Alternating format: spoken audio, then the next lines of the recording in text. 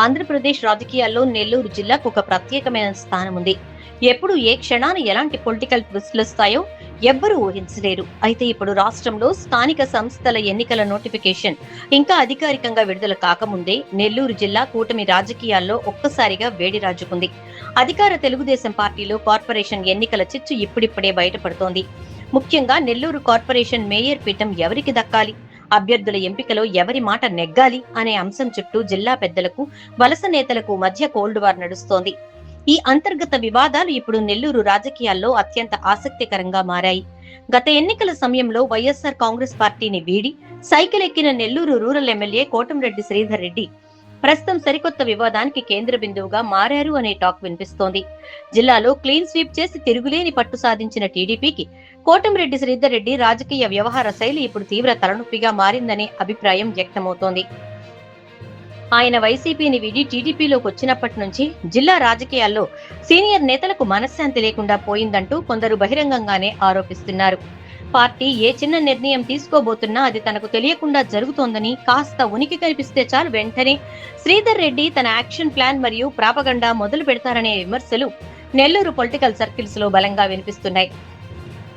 Nellore municipal corporation ఎన్నికలు సమీపిస్తున్న వేళ నెల్లూరు మేయర్ అభ్యర్థి ఎంపికలో తన అభిప్రాయమే అత్యంత కీలకం కావాలని, తన మాటే శాసనం కావాలని శ్రీధర్ రెడ్డి సంకేతాలు ఇస్తున్నారనే చర్చ జరుగుతోంది. జిల్లాలో ఇద్దరు బలమైన మంత్రులు పి నారాయణ, ఆనం రామనారాయణ రెడ్డిలతో పాటు నెల్లూరు ఎంపీ వేమిరెడ్డి ప్రభాకర్ రెడ్డి వంటి అగ్ర నాయకులు ఉన్నప్పటికీ తాను వద్దన్న వ్యక్తికి టికెట్ ఇస్తే వ్యవహారం ముందుకు సాగదనే రీతిలో కోటంరెడ్డి వ్యవహరిస్తున్నట్లు పొలిటికల్ టాక్. ఒకవేళ పార్టీ తీసుకునే నిర్ణయం గనక తన రాజకీయ ప్రయోజనాలకు ఇబ్బందిగా మారుతుందని భావిస్తే ఆయన ఎంతవరకైనా వెళ్లేందుకు వెనకాడరనే చర్చ కూడా నడుస్తోంది.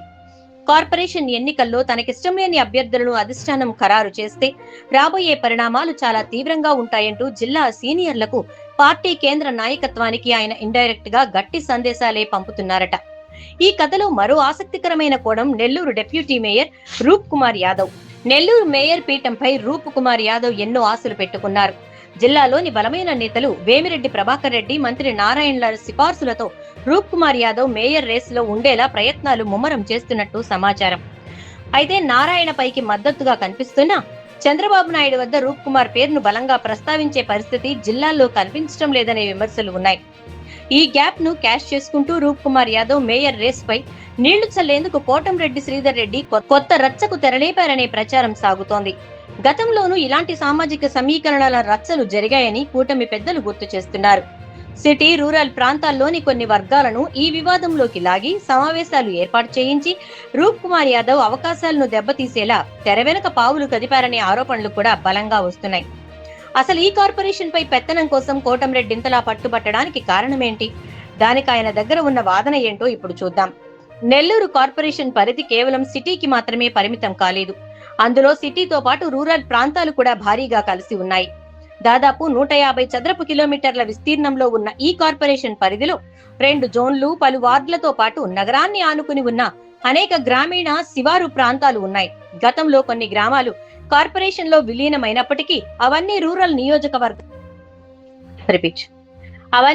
నియోజకవర్గం కిందికే వస్తాయి. కాబట్టి రూరల్ ఎమ్మెల్యేగా కార్పొరేషన్ పై తనకు సంపూర్ణ రాజకీయ పెత్తనం ఉందనేది కోటంరెడ్డి వాదన. అందుకే ఈ పరిధిలోని వార్డుల్లో గాని, మేయర్ అభ్యర్థి ఎంపికల్లో గాని తనను సంప్రదించకుండా ఏకపక్షంగా నిర్ణయాలు తీసుకోవద్దని ఆయన డిమాండ్ చేస్తున్నారు. అయితే కోటంరెడ్డి శ్రీధర్ రెడ్డి ఎన్ని రాజకీయ వ్యూహాలు పన్నినా జిల్లాలోని సీనియర్ పెద్దలు మాత్రం ఆయన తీరుతో పూర్తిగా విసిగిపోయినట్లు తెలుస్తోంది.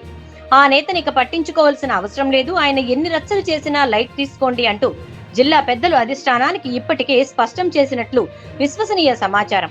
నువ్వెన్ని వ్యూహాలు పన్నినా నువ్వు సూచించిన వ్యక్తికి మేయర్ అభ్యర్థిగా టికెట్ వస్తుందనే గ్యారంటీ లేదు అంటూ కొందరు జిల్లా నేతలు కోటంరెడ్డిపై సెటైర్లు కూడా వేస్తున్నారు. అంతేకాదు కోటంరెడ్డి కొత్తగా తెరపైకి తెచ్చే వ్యక్తికి అంత సీన్ లేదంటూ అంతర్గత సమావేశాల్లో కొట్టిపారేస్తున్నారు.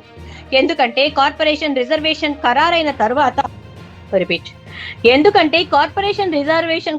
తర్వాత మంత్రి నారాయణ, ఎంపీ వేమిరెడ్డి, ఆనం రామనారాయణ రెడ్డిల అభిప్రాయాలను సమన్వయం చేసుకుని అధినేత నారా చంద్రబాబు నాయుడే అంతిమ నిర్ణయం తీసుకుంటారు.